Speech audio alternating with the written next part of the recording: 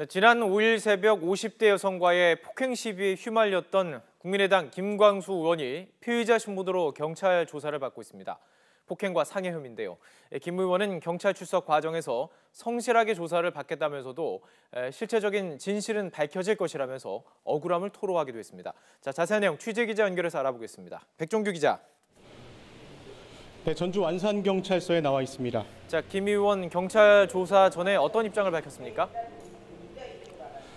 네, 국민의당 김광수 의원이 조금 전 11시쯤에 이곳 전주 완산경찰서에 도착했습니다.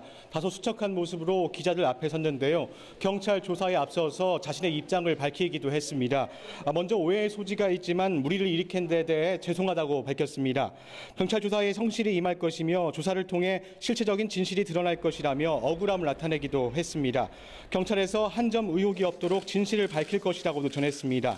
또 사건 당시 국회의원 신분을 밝히지 않은 데 대해서는 뚜렷한 답변을 내놓지 않았습니다.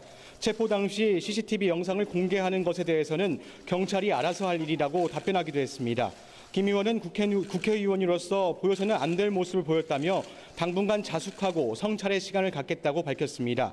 또 도당 위원장직 등 당의 직책을 모두 내려놓겠다는 말을 끝으로 경찰 조사를 받으러 들어갔습니다.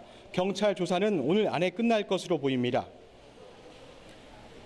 그런데 이 풀리지 않은 의혹들이 존재하는 건 사실인 것 같습니다. 오늘 경찰 조사 어떻게 이루어집니까? 김 의원은 오늘 피의자 신분으로 경찰 조사를 받습니다. 폭행과 상해 혐의인데요. 일단 사건 당시 여성의 얼굴에 멍이 있었고 그리고 김 의원이 손을 다쳐서 피를 흘린 상태였기 때문에 폭행이 있었는지가 집중 조사 대상입니다. 폭행 시비에 휘말린 여성은 이미 한 차례 조사를 받은 것으로 알려졌는데 서로 폭행하지 않았다고 주장한 것으로 알려졌습니다. 하지만 풀리지 않은 의문점이 많습니다. 사건 당시 50대 여성인 A씨가 김 의원을 남편이라고 부른 부분입니다. 이에 대해 김 의원은 어제 YTN과의 통화에서 여성이 당황해 허언했다고 진술했습니다.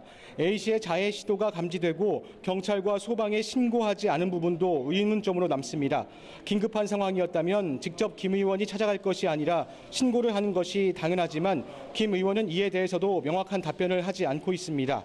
또 당시 경찰이 출동했을 때 국회의원 신분을 밝히지 않은 부분도 궁금증을 자아내고 있습니다. 떳떳한 상황이었다면 신분을 밝히고 당시 상황을 설명했을 텐데 경찰은 김 의원이 지구대에서 나와 병원에 간 사이 국회의원이라는 신분을 알아챈 것으로 확인됐습니다. 또 사건 당시 미국으로 떠났다가 예정된 일정보다 하루 일찍 귀국한 이유도 의문점입니다. 기자들의 눈을 피하기 위함이라는 추측도 있지만 이에 대해서도 답변을 하지 않고 있습니다.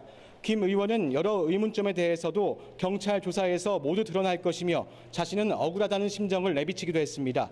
지금까지 전주 완산경찰서에서 YTN 백종규입니다.